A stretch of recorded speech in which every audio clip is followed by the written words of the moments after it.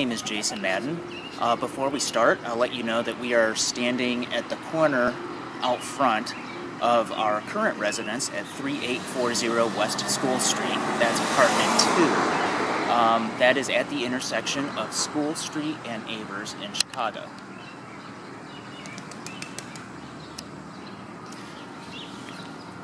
To mark the time and day, on my phone, you will see that it is Sunday, March 24th. Also, I have a copy of today's Chicago Tribune, which is dated Sunday, March 24th, 2019.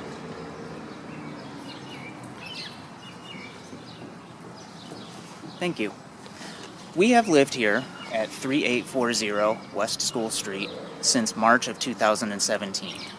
We have had numerous safety and building issues, which we have addressed with the landlord both verbally and in writing. The most recent one involves a front main entry door, which is out of building code. Also presents a safety issue for the tenants of the building. My last communication with him on this was in writing on February 15th of 2019. The next day, we were given a notice from our landlord to not renew our lease effective March 31st of this year, and that notice was dated the day after I wrote him about the door violation. This door violation is now a subject of 2 building inspections in Chicago. The first one is a completed inspection number 12798538. An inspector named Francis was sent out to our building on March 1st under the supervision of Vladimir Tkach, which is spelled T-K-A-C-H. The inspector found 18 violations, including fire hazards in the basement. I noted specifically the main entry door, and that violation was specifically not in the report. I followed up with Mr. Tkach the following week. I heard no response. 2 weeks later, I called him. He was very hostile and threw up a lot of shade in regards to getting this matter resolved, and in fact would not help. For that matter, I have also written Irma Rodriguez as well as Marlene Hopkins at the Chicago Department of Buildings to try to resolve that issue. In the meantime, I have stepped up to the next level of the Alderman's office, and I have spoken with Angel Rivera at the 30th Ward, which is currently Ariel E. Riboris Alderman. Angel Rivera is assistant to the chairman, Committee of the Public Safety Staff, and he himself issued a second inspection request, which is currently in the system under SR number 19-011-98903. And he specifically writes about the main issue with that door, which is that that door does not contain a dead locking latch. Now, to start, I'm going to read you the actual building code for which this door is in violation. The building code is 13-164-040, which relates to building entrances. And verbatim says, every building entrance shall be secured by a door equipped with a dead locking latch with at least 1/2 inch latch bolt projection. The latch shall be operated from the outside by a key and from the inside by a device which does not require a key or any special knowledge to operate, such as a turnpiece, handle, knob, panic hardware, or electric latch release system, which can be overridden by the doorknob release. If an entrance is so constructed that entry to the interior of the building is gained by passage through an enclosed vestibule, the requirements of this section shall be deemed to be met if either the outer door leading from the exterior to the vestibule, or the inner door leading from the vestibule to the interior of the building, is equipped with the type of latch prescribed herein, which is a deadlocking latch. A double leaf door shall be deemed to meet the requirements of this section if the inactive leaf is equipped with flush bolts at head and foot, and the active leaf is equipped with the type of latch prescribed herein. The requirements of this section shall not apply to a building entrance where an attendant is continuously on duty. That's the code. Now, before we go on, I would like to, for the viewers, show you what we mean by a deadlocking latch. This comes from doorware.com, and you can also find information about deadlocking latches on the Metropolitan Tenant Ordinance website. A deadlocking latch, as you will see here, looks like what they normally call a latch bolt. However, you have what is called a deadlock plunger, which comes over when the door is closed, and that makes it hard to pick the lock with a credit card or something of that nature. It is not a standard latch bolt, which just looks like this and does not have the deadlock plunger. That is the specific code for which this door is out of violation. We are shortly going to go over and take a look at that door. Now, we have a couple of other issues with that door that may fall under some relevant building code. We want to start by showing you what is actually out of violation, and then show you some things where it may fall under some fire safety, accessibility issues for the handicapped, things of that nature.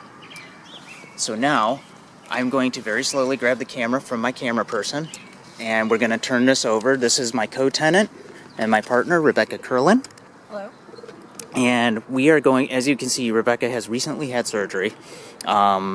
Crutches are more of a just in case at this point. However, crutches were a necessity for the majority of this winter of 2019. We're going to go ahead and walk over. From here, I'm going to slowly just show you the street intersection again. Now you are directly in front of the Avers side of our building. And I'm going to come over here. And that is the street sign showing school N Avers. And I'm going to come back down. And I'm going to come over here, and we're going to, give me just a second so I can grab the keys. We're going to go ahead and walk over to this door. This is now the School Street side of the building.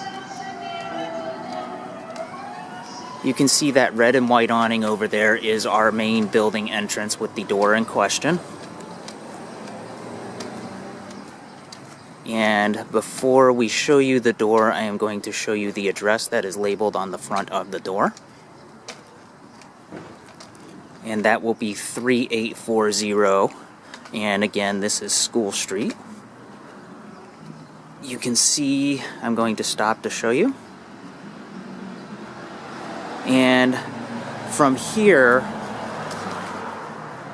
I am going to hand this over, and at this point we can discuss this. Would it be best for me to kind of show the detail as I'm walking towards here, or... Okay, so I'm going to start by showing you the obvious infractions, and then I'm going to point out a couple things, and I'm going to have Rebecca show you a couple more. So here is our door, and you come over here. Now I want to point out first that this lock does not work. In fact, it appears to be glued over. I do also want to point out the working lock here, and right here you have what appears to be somebody had tried to break in here at some point. And you come back and we have a non-locking knob here. Now to show you this at first, I'm going to take my key, and I think just to make this a little less shaky, I'm going to have Rebecca hold the camera. If you can aim there. And we go in here. Now, now that should open like this. And so you have some light here, I'm going to show you. You may want to come in here. Now we have a standard latch bolt, not a dead locking latch. And if I'm going to have you come over to this side as well. And let's slow down so that we can see that zoom in. There we go. That is still a little bit. I would actually like to do this really quick if I may. There we go. There we go. Can you hold the light on that for me, please? There we go. So that is a latch bolt, and if we come over to this side a little bit more,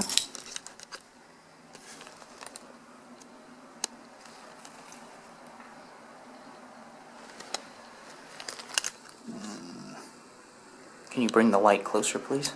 Thank you.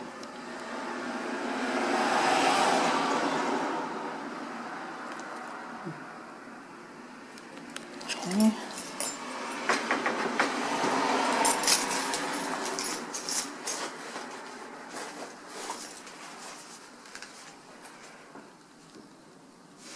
And just to get a little more light on it,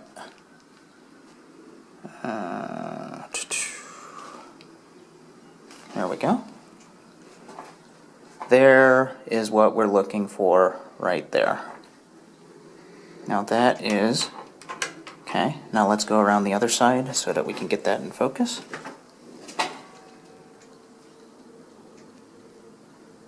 You will see that that is a standard latch bolt, not a dead locking latch. Now that is 13-164-040. Now some further issues I want to show you. As we mentioned, there is no additional working lock here. All you have down here is a mortise latch that attaches to a non-locking handle. Coming back from this, one additional safety note for this latch, which is not a dead locking latch, is that if you turn the knob this way, it'll snap back into place and theoretically the door should lock. However, when you turn it clockwise, it stays open, and more than a dozen times I've seen the door in this position, which is why I've been notifying the landlord about it for months. Further to that, occasionally, because of the slant of this floor here, when this door is opened a little more than halfway, which is easy enough to do, you will see that it just hangs open. And I'm going to come on back to show you here. This is the main entry door at 3840 West School Street, hanging open with the lock, the only lock to that door, disengaged. Now I want to show you another thing that may fall under fire safety, and you'll notice that door ahead of us there, which is closed. There is a neighbor who lives downstairs, and in the initial inspection, it was deemed that there are fire hazards in the basement. So as you can see here, if that door was hanging open and his door happened to be closed, as he's coming out, it gives a very narrow having to kind of work that door, which could cause a potential fire hazard for neighbors. As well, I would like to mention that due to the lack of individual mailboxes in this building, there is a table behind the door which contains all of the mail, which is shoved through this slot right here. Everybody looks through everybody's mail to find their own, but germane to fire hazard, when you saw me working the door and shoving it back, I was shoving it against this table.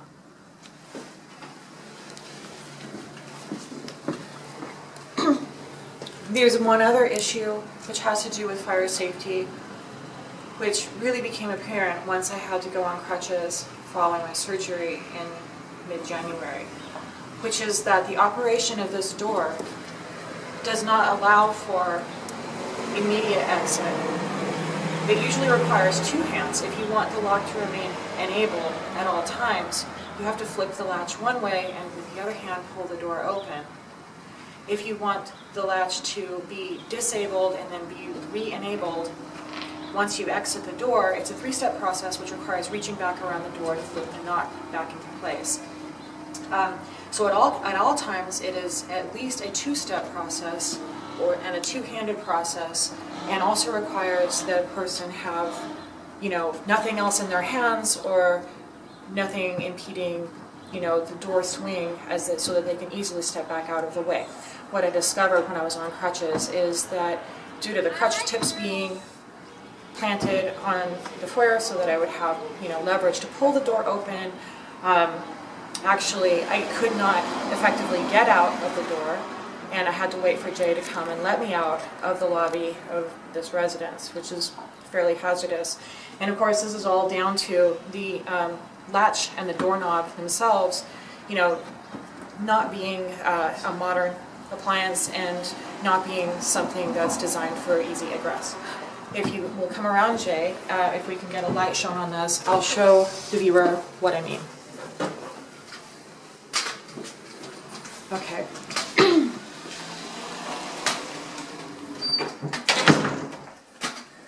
Right now, this lock is disabled. It's not a functioning lock on the door because it's flipped up. When I just flip it over like this, the latch becomes enabled. Notwithstanding the lack of plunger, it's at least not open to the casual passerby. In order to get out, I would have to either grasp this little tiny knob with one hand or do this two-handed motion to pull the door open. And when I was on crutches and under medical restriction of not putting any weight on my surgery leg, this was not possible for me to make that pulling motion backwards. There was another way that I could have possibly exited, but again, it requires a multi-step operation, which is to flip the latch all the way, brace myself, pull the door open, with one hand, push it open, move the crutches out of the way, and then somehow reach back around to engage the lock again.